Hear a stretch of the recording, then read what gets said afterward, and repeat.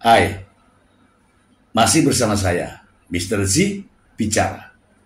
Tentu saja bicara tentang kebenaran berdasarkan fakta, data, dan realita.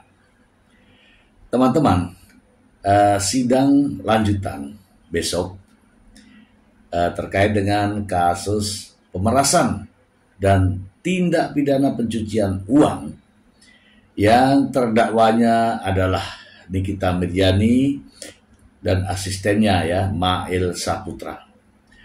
Akan lebih seru lagi ini. Mengapa? Karena yang dihadirkan ya selain saksi fakta, ada juga saksi ahli, teman-teman.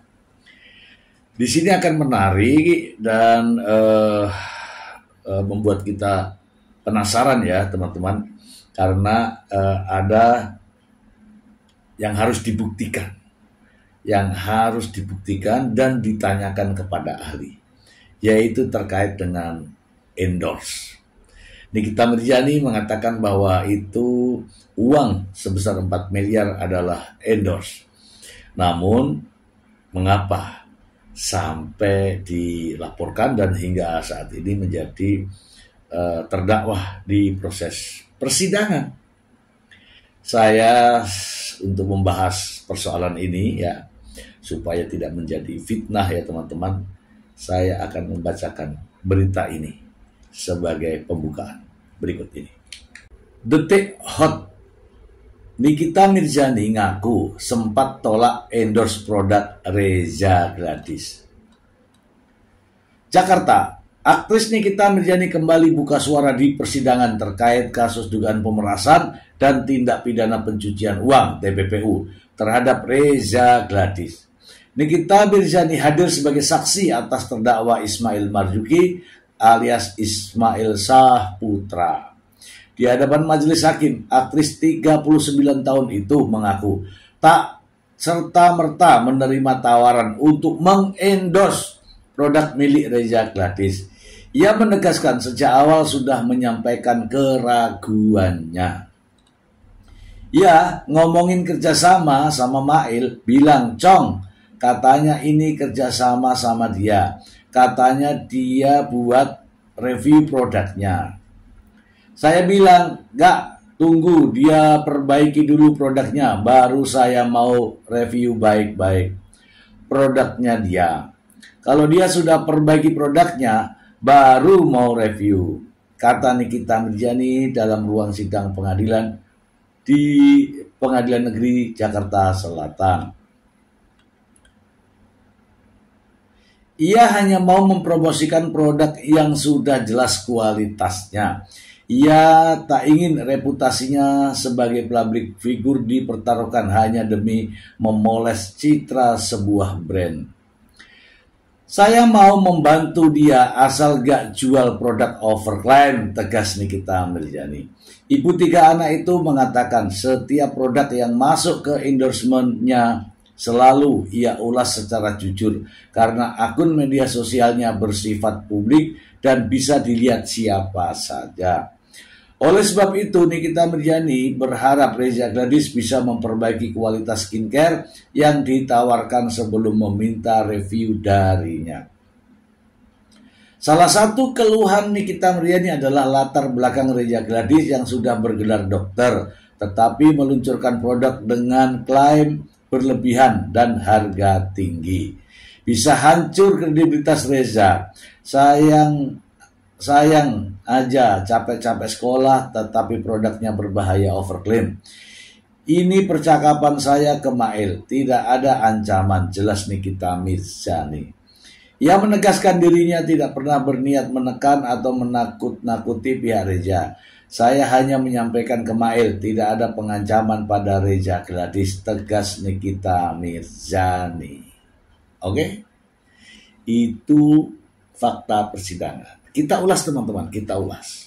Nah, kan di sini tadi terkait dengan endorse. Nah, antara endorse bukan endorse, endorse bukan endorse. Inilah yang harus dibuktikan. Kalau endorse, bagaimana tata caranya? Oke ya, teman-teman, saya sampaikan dulu bahwa Saya juga sudah membaca masalah endorse ya. Endorse itu yang aktif adalah produsennya aktif menyerahkan produk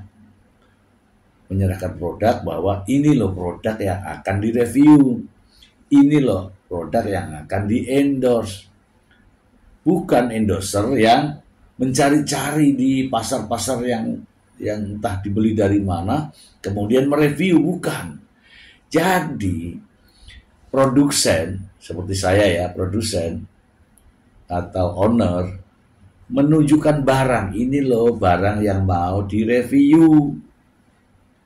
Nah, faktanya sekarang dalam fakta persidangan, Nikita Mirzani membeli sendiri, entah dari mana, tapi membeli sendiri di marketplace ya.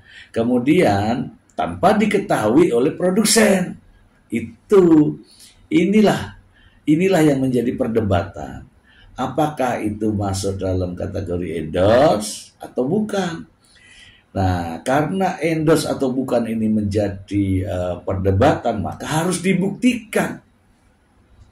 Nikita Mirzani sebagai terdakwa dan mengatakan bahwa itu adalah endorse, maka Nikita Mirzani harus membuktikan.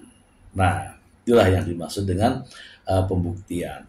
Kemudian Nikita Mirzani, teman-teman ya, juga punya skincare. Ada skincare-nya Nikita Mirzani. Saya bertanya, mengapa bukan mempromosikan skincare-nya? Coba logis gak kira-kira? Punya produk sendiri yang harusnya ini produknya ini dipromosikan oleh public figure seperti dirinya, justru katanya menerima endorsan orang lain. Skincare, sama-sama skincare ini. Aneh kan? Aneh. Yang itu yang pertama. Yang kedua, ada juga yang sedang mengendorse dia. Katanya nih, sebagai brand ambassador di klinik bening atau apalah namanya. Inilah yang harus diperdalam. Sementara dikontrak sama produk lain, oke ya, paham ya? Sementara dikontrak sama produk lain, kemudian mendapatkan endorse oleh produsen lain yang sama-sama skincare, kira-kira bisa nggak? Public figure loh ini. Coba contohnya begini. Saya ajalah ya. Hari ini saya mengendorse ini, mendapatkan ini ya, produk ini. Hai teman-teman, gunakanlah ini. Ini bagus, baik. Hari ini nih, ini bagus, baik. Sehingga layak untuk dipakai. Begitu ya. Kemudian pada saat juga bersamaan saya mengendorse lagi produk lainnya. Ini bagus, skincare yang paling bagus. Coba dalam waktu yang bersamaan kontra endorse, bisakah demikian? Mempromosikan produk lain di satu sisi, dalam waktu yang bersamaan juga mempromosikan produk lain. Bisa nggak kira-kira? Produknya sama, skincare. Ini logika aja, logika. Sudah taken kontrak endorse dengan yang lain, harus dipromosikan, kemudian menerima kontrak baru atau kerjasama baru, skincare juga. Layak nggak kira-kira teman-teman? Atau tidak layak? Nah, itu silakan teman-teman jawab ya. Karena ada pernyataan bahwa ini adalah endorse, maka Nikita Mirzani wajib membuktikan kalau itu endorse. Kemudian yang berikutnya adalah ini akan dihadirkan alat bukti yang lain, bukti-bukti yang lain. Seperti saya tidak hanya melihat pada tanggal 13 komunikasi, tanggal 14 transfer, tanggal 15 tunai, bukan hanya itu. Bukan hanya itu, tetapi ada percakapan sebelum dan sebelumnya. Ada percakapan Dr. Oki Pratama dengan Nikita Mirzani dan juga Mail. Ada percakapan sebelumnya Dr. Oki Pratama dengan Reza Gladys. Ada chat ya sebelumnya dari Dr. Oki ke Nikita Mirzani. Ada percakapan sebelumnya dari Dr. Oki, Dr. Samira atau Doktif itu dengan Nikita Mirzani. Jadi melihat kasus ini teman-teman, tidak bisa hanya melihat season per tanggalnya, tidak bisa. Harus melihat secara global keseluruhan rangkaian peristiwa ini. Ada peran-peran dari masing-masing pihak. Ada Dr. Oki, ada Nikita Mirzani, ada Ismail, ada Dr. Samira. Ini juga harus diungkapkan dalam proses pembuktian. Mengapa tidak ada kejadian seperti ini kalau satu orang yang berperan ini tidak ikut? Contoh, Dr. Oki Pratama. Perannya di sini saya mengatakan sangat sentral ya, sesuai dengan fakta persidangan. Ada komunikasi antara dia dengan dokter detektif. Ada komunikasi antara dia dengan Nikita Mirzani. Ada juga komunikasi antara dia dengan Dr. Reza Gladys.